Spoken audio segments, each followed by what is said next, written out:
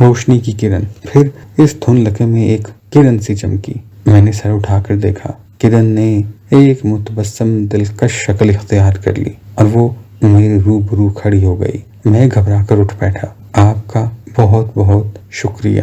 وہ بڑے خلوص سے مسکرائی۔ میں آپ کی کیا خدمت کر سکتی ہوں؟ وہ بولی، کہیے تو میں آپ کو گھر پہنچا دوں۔ نہیں، تکلیف کی بات نہیں، مجھے دلی راحت ہوگی۔ مجھے کچھ سمجھ میں نہیں آ رہا تھا۔ ذہن میں دھند کے انبار لگے ہوئے تھے۔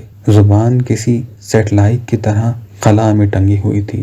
احساسات شل ہو رہے تھے۔ پھر ایک گلابی ہاتھ میری طرف بڑھا۔ اچھا خدا حافظ۔ اس دوستانہ مگر رنگین ہاتھ نے میرا ہاتھ تھام لیا۔ ایک تبسم چمکا اور چلی گئی۔ میرے پسینے چھوٹ رہے تھے۔ آپ سے کہہ دوں تو کیا حرج ہے؟ وہ زندگی بھر میری تمنا رہی تھی کہ کوئی خوبصورت خاتون مجھ سے بات کرے، ہاتھ ملائے، لیکن اگر کبھی یہ واقعہ عمل میں آ جائے تو میرے پسینے چھوٹ جایا کرتے ہیں۔